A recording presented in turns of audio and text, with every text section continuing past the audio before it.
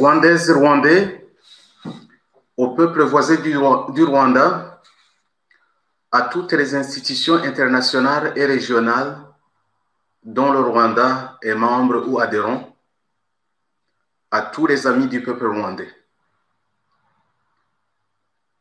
Au nom du gouvernement du peuple rwandais en exil, que j'ai l'honneur de présider depuis février 2017, je viens vous annoncer une triste nouvelle, aux conséquences nombreuses pour le Rwanda en particulier et pour les pays de la région des Grands Lacs africains en général. Le président Paul Kagame, qui, vous êtes sans l'ignorer, était le président en exercice de la République du Rwanda, est bel et bien mort. Et si je suis obligé de l'annoncer sous ce format, c'est surtout parce que les institutions nationales autorisées à le faire sont réduites au silence depuis des mois, sans doute pour protéger des intérêts politiques injustes et inavouables. En effet, selon des informations crédibles à notre possession, que nous tenons d'ailleurs des sources tant nationales qu'étrangères, sources que nous estimons très sérieuses et fiables, voici les principaux éléments qui nous permettent d'annoncer, sans risque de nous tromper, que le président Paul Kagame n'est plus. La dernière vraie apparition publique de Paul Kagame date du 17 février 2020 au Rwanda, juste la veille de l'annonce de l'assassinat sur ordre de Paul Kagame lui-même, de notre regretté chanteur Kizito Mihigo, assassinat qui, vous vous en souvenez, a plongé notre pays et plusieurs millions de ses fans dans un deuil indescriptible. Ainsi, tandis qu'en date du 21 mars 2020, par peur du Covid-19, le Rwanda venait d'être placé en état d'urgence et dans un confinement total et sauvage par un communiqué simplement écrit et signé par le Premier ministre, le Dr Ngirente Edouard. Paul Kagame, lui, atterrissait à Londres pour des motifs de santé, étant donné qu'il était déjà gravement malade. Je rappelle en passant que cet acte du Premier ministre violait l'article 108 de la Constitution rwandaise de 2015 qui réserve cette prérogative au président de la République. Toujours selon nos sources, les médecins londoniens ont vite constaté que le mal dont souffrait Paul Kagame les dépassait.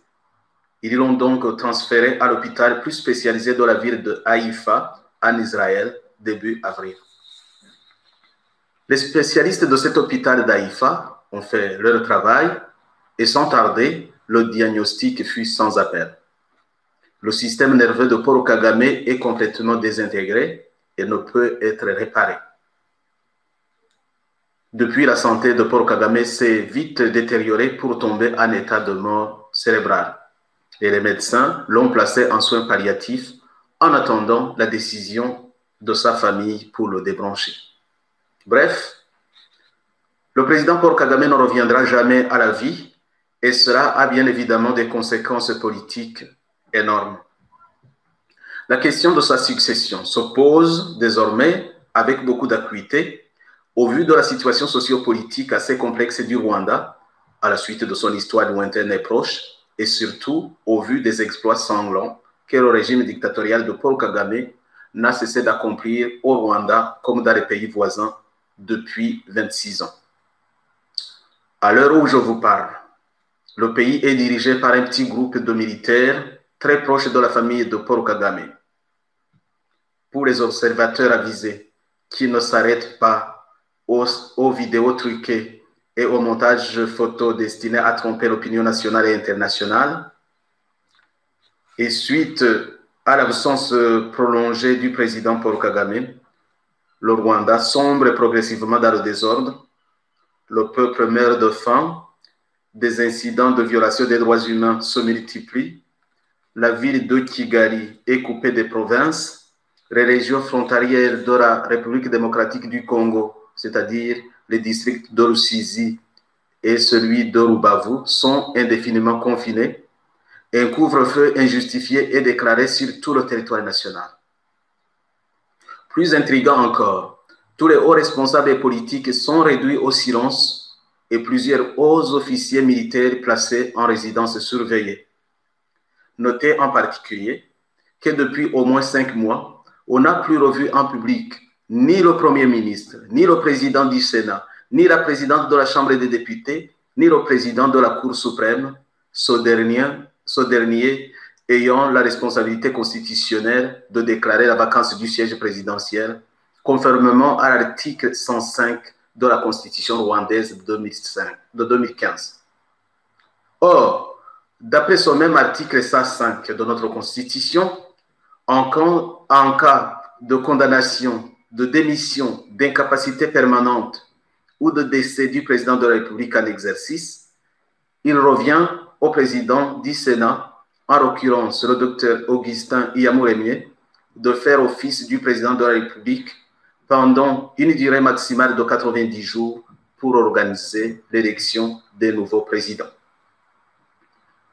Mes chers compatriotes, à la communauté internationale, il convient de préciser, quand on a compte des circonstances particulières qui ont accompagné l'accession au pouvoir et son exercice par M. Paul Kagame, le gouvernement du peuple rwandais en exil estime qu'à la solution constitutionnelle devrait s'ajouter une solution politique pour le bien suprême de cette nation, la paix.